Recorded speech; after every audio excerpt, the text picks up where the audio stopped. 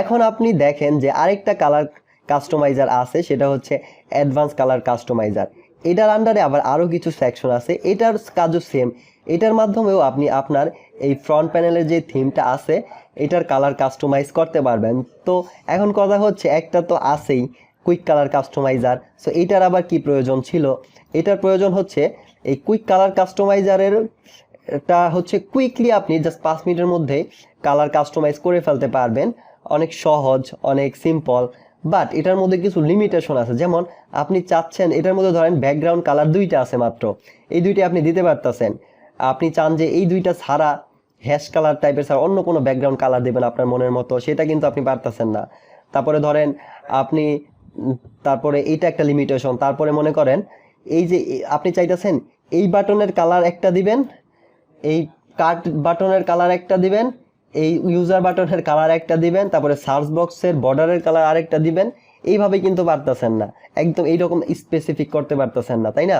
তো বাট আপনি যদি colour customise advance colour customiser use করেন, তাহলে আপনি এই বাটনের কালার একটা দিতে পারবেন, রেড দিতে, সাপোজ রেড দিতে পারবেন, এটার কালার গ্রিন দিতে পারবেন, এটার কালার ব্লু দিতে পারবেন, এটার কালার মানে আলাদা আলাদা কালার দিতে পারবেন, কোনো সমস্যা নাই।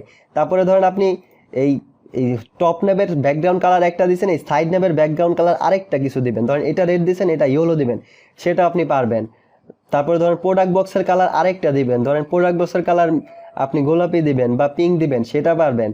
ধরেন এটার মানে আলাদা আলাদা, মানে প্রত্যেকটা সেকশন আপনি আলাদা আলাদা ফুল কন্ট্রোল করতে পারবেন। তারপরে ধরেন এই ফুটার আপনি আলাদা কাস্টমাইজ করবেন, মানে তারপরে অর্ডার নাও বাটনের কালার আপনি আলাদা কিছু দিবেন, ঠিক আছে? সো অনেক ভ্যারাইটিস কালার নিয়ে আপনার নিজের মনের মতো করে যদি আপনি সাইট সাজাইতে চান, তখন আপনার এই অ্যাডভান্স কালার কাস্টমাইজার্সের যে টুলসটা আছে, যে ফিচারটা আছে, এইটা আপনি ব্যবহার করতে পারবেন। আর এইটা আবার একটু কমপ্লেক্স, এইটা আপনি যদি বেসিক লেভেলের হন তাহলে সব কিছু বুঝবেন না হয়তো।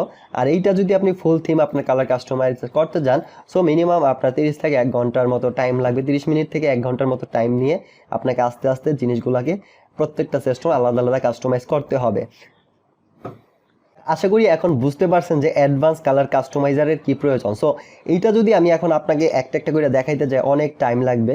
তো আপাতত আমি এই ভিডিওর মধ্যে আপনাকে এই জিনিসটা দেখাবো না, অন্য কোনো আরেকটা ভিডিওর মধ্যে আমি শুধুমাত্র অ্যাডভান্স কালার কাস্টমাইজারটা নিয়ে একটা ভিডিও বানাবো এবং সবগুলো জিনিস আপনাকে দেখানোর চেষ্টা করবো। বাট আপনি যদি মনে করেন বোঝেন, আপনি এটার মধ্যে আসবেন, প্র্যাকটিস করতে পারেন, ট্রাই করতে পারেন আপনার মতো, আপনি এখানে পড়ে পড়ে দেখবেন, ট্রাই করে দেখবেন। যদি পারেন তাহলে তো ভালো, আর না পারলে সমস্যা নেই, আমি আলাদা কোনো ভিডিওতে আপনাকে দেখাবো, নো প্রবলেম।